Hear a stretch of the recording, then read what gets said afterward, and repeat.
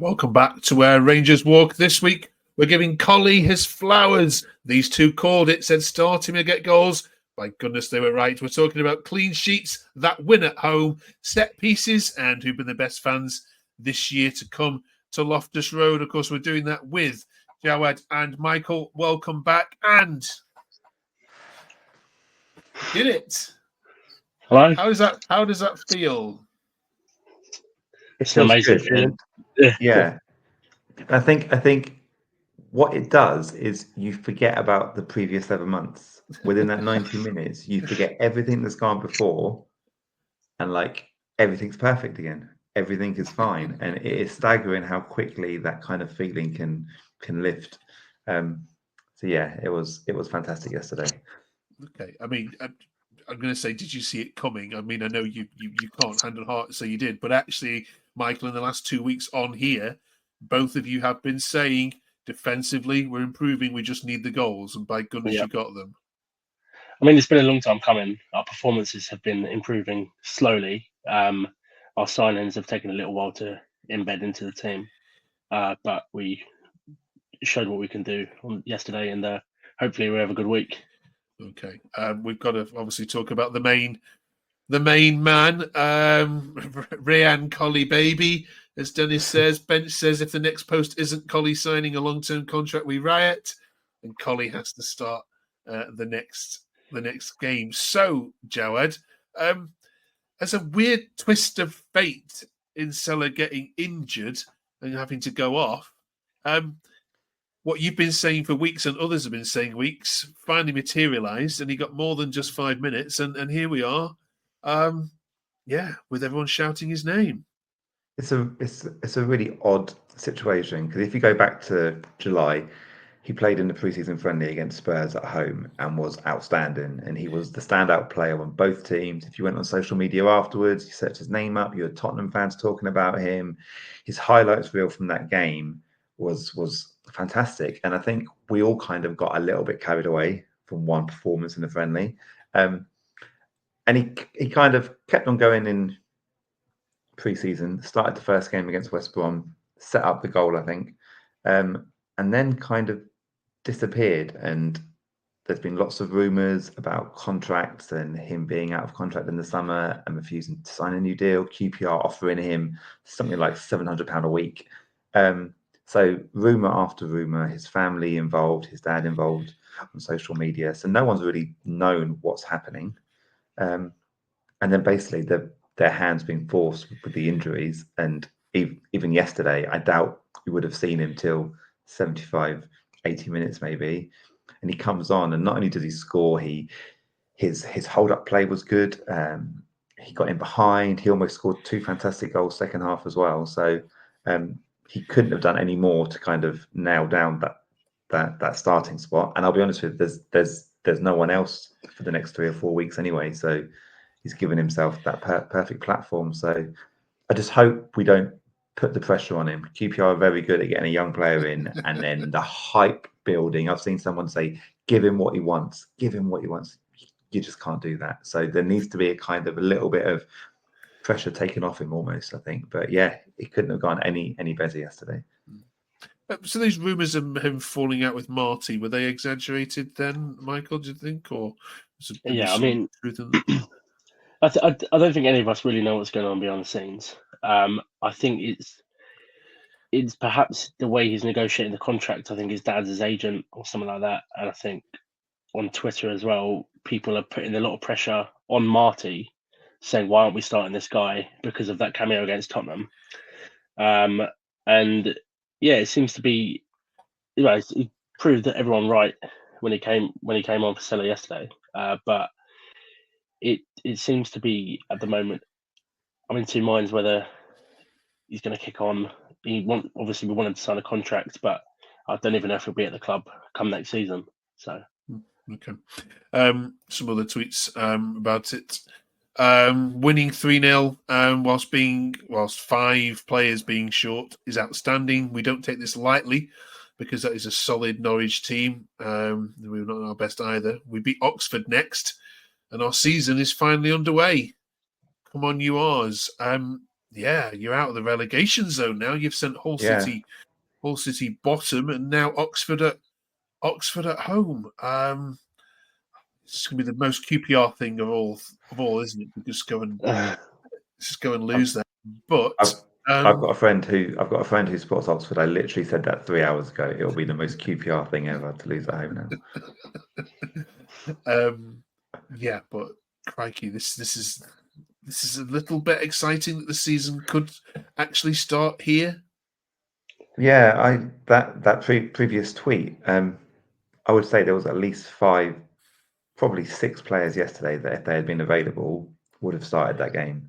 So to perform like that with that many players out, and then we lost 2 more players in the first half. We lost Sella and Powell.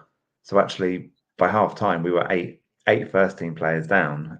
So to perform like that in the second half does show some character. And there was just something different yesterday. More intensity. They were in Norwich faces from the first minute. That Sainz, I'm not sure if that's how you say it, but he was rattled from the very, very first minute, and he never recovered because the players were just being niggly, and it kind of brought back what Loftus Road should be like, with the players kind of in their faces, the fans on the players' backs, winding them up. There's that great clip of one of the Norwich subs having a bit of a disagreement with the QPR fans just as QPR score, and the look on his face, and it's fantastic. So it just kind of felt a little bit old school yesterday. Okay.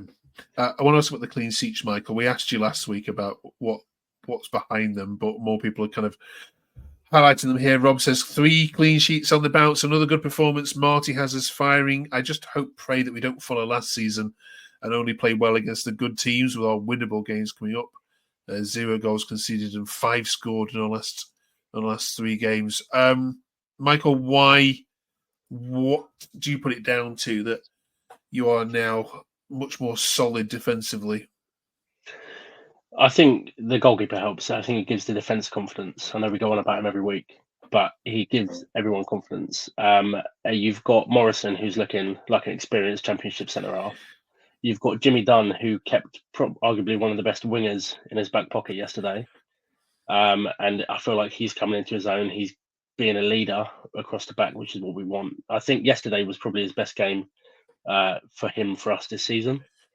But I think ultimately we're using our defence well, and it's exciting to see. So yeah. Right. Good shouts. Long may this run continue. And in Marty we trust. We never once doubted that he wouldn't turn this around, did we?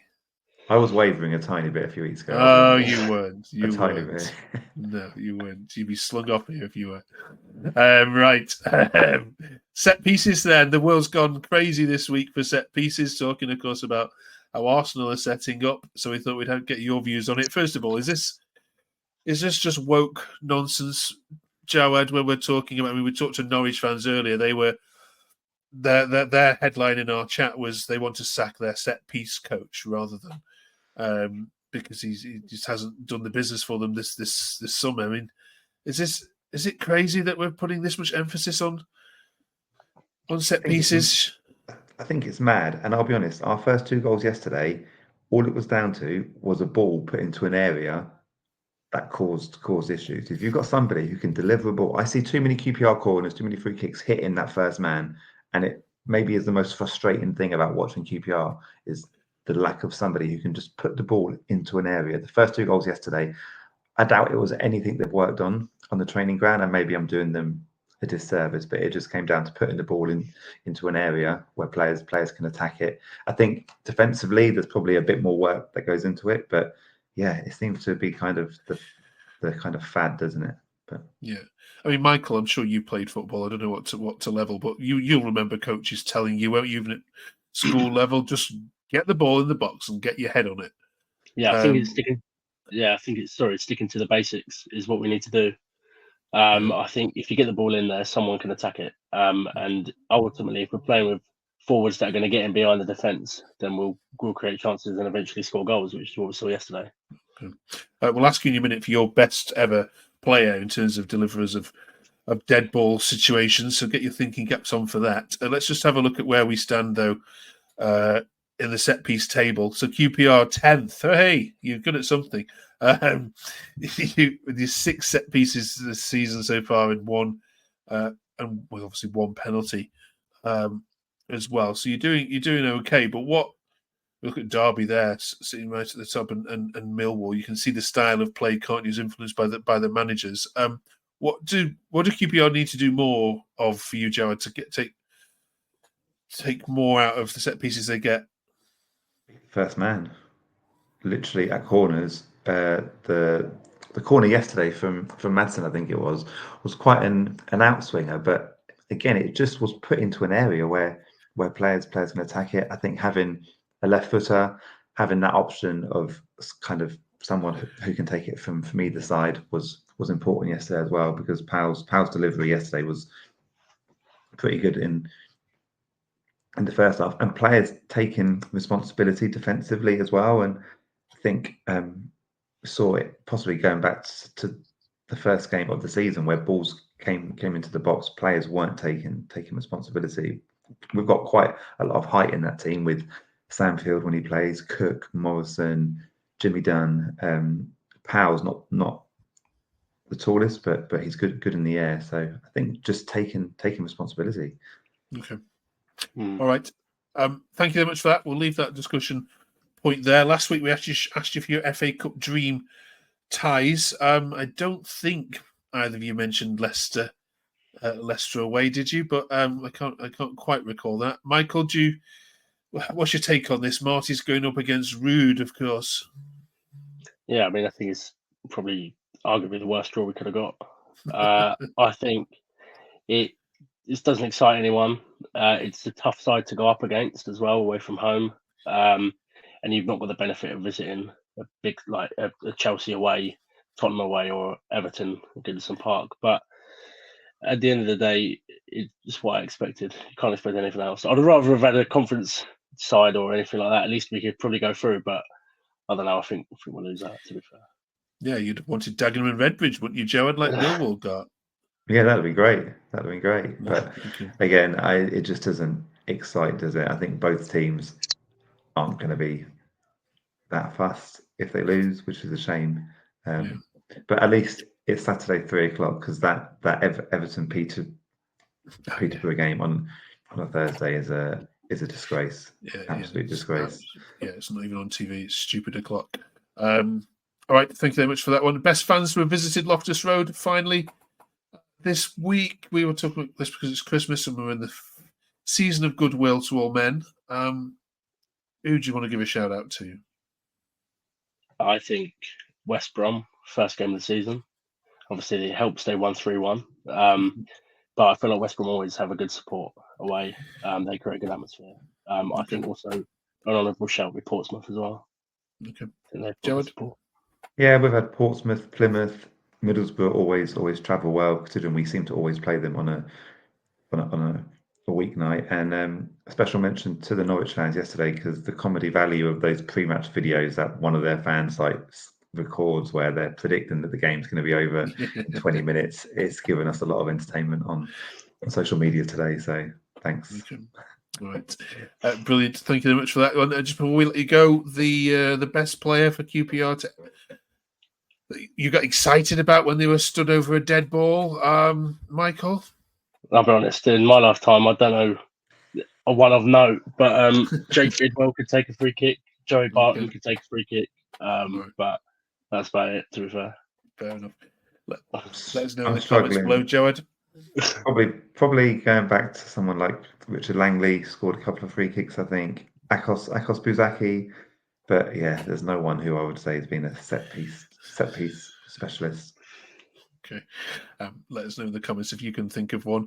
Thank you very much, both of you. Thank you, of course, for subscribing. If you haven't done so already, press that subscribe button now. It really means a lot to us. Press the like button as well. And we'll see you on the other side of this big week for QPR. Good luck against Oxford, and we'll see you next week to review both of the games. Thanks for watching.